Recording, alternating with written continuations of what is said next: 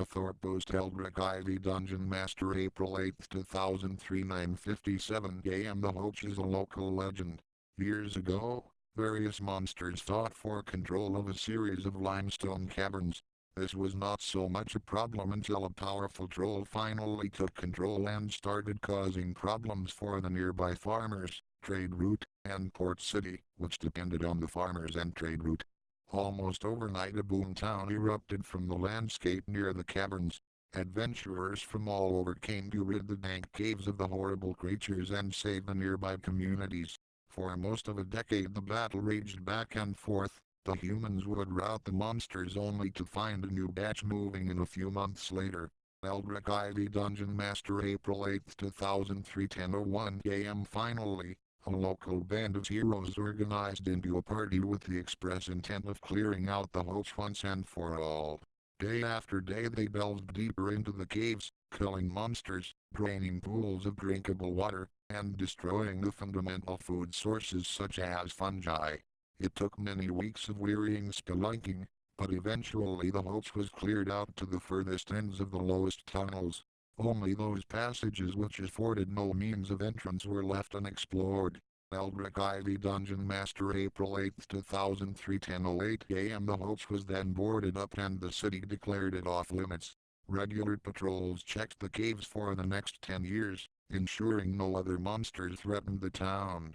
The top levels of the caves were well explored and maps are available for purchase in the city. They served as little more than pieces of interest for tourists, collectors, or natives with a desire for nostalgic knickknacks. Eldrick Ivy Dungeon Master April 8, 2003 10:13 a.m. These days the boomtown is a sleepy village filled with aging heroes and their children. The children, mainly in their 20s and 30s today, grew up in the company of mercenaries with the constant threat of monster attacks. They are disillusioned with the adventuring life, preferring to live quietly and simply in their out-of-the-way village. Some have spent time in the caves as children and now make sure their kids do not go anywhere near it. Not because of some fear of monsters, rather, the years of erosion from monsters, battle, and adventurers has weakened the stone in many places, making the caves unsafe. Eldrick Ivy Dungeon Master April 8, 2003 10:16 a.m. Why would anyone want to go to the Hoach today? 1. It is a local legend. Chances are, if you lived nearby or your parents or relative was an adventurer, they'd have heard of or been in the Hoach. 2. It is a dangerous place, thanks to the erosion. If you seek excitement and nostalgia, exploring the caves and staying alive is a way to have fun, a stupid way, but a way nonetheless. 3. There are monsters in the cave. But you said it was cleared out and they kept coming back to check. Yes, yes I did. But, A. They do not check anymore. B. The caves have expanded. C. What they thought was the full extent of the Hoach back in the day was just part of it. Eldrick Ivy Dungeon Master April 8, 2003 10:19 a.m. Many areas of the Hoach were blocked off by thin walls of stone or passages too small to travel through. The years have opened new areas, changed old areas, and shifted bits of the cave. It happened much more rapidly than normal because of the constant activity. The Hoach is still a wet/lit cave, water still runs through it, carving out stone, and it has changed dramatically from the simple caverns your grandparents knew, especially since, as stated above, they only knew a small fraction of the true system.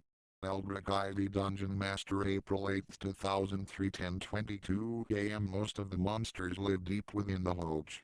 The upper levels retain their danger and excitement thanks to the pitfalls, deadfalls, rockfalls, and thin walls. It rhymes. I want PCs to stumble around the caves for a few days until they realize it is filled with passages not shown on their maps, because I just know they will be smart enough to buy some. I will probably reveal it by having them fall through weak flooring into a level deeper than the deepest one mentioned by the old adventurers. With a little luck, they will pick up on the idea that there is more to the Hoach than they thought. Eldrick Ivy Dungeon Master April 8, 2003 10:25 a.m. The Hoach will likely house the Goblin Pits of Ioric. The goblins who maintain and utilize the horrible pits are led by a Barghest, sort of a cross between a devil and a goblin, but it is definitely not apparent at first sight. The Barghest has lived in the Hoach since the very first adventurers came.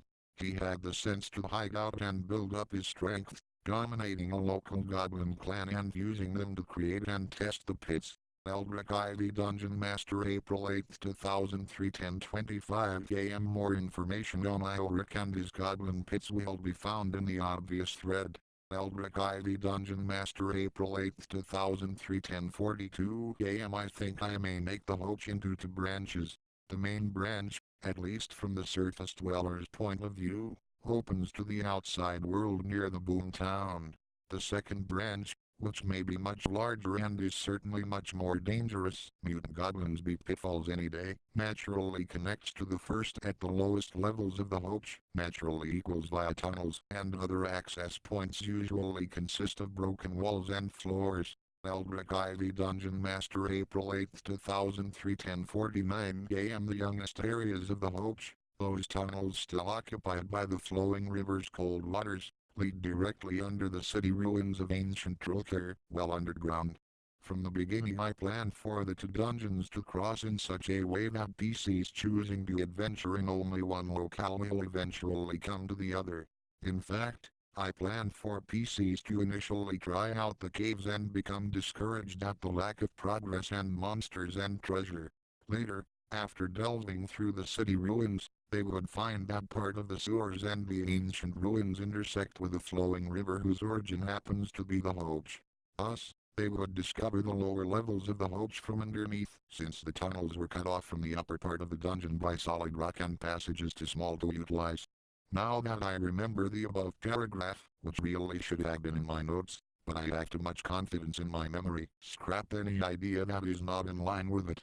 The PCs will find the lower levels by careful search. Hey, this wall is thin enough to break through. Accident. Hey, this floor is thin enough to break through. Onto crash asterisk, or alternate route. Hey, there's a river running through ancient Trocare and it leads to those limestone caves. There, I finally had my focus back. Now I see a great place for the goblin pits.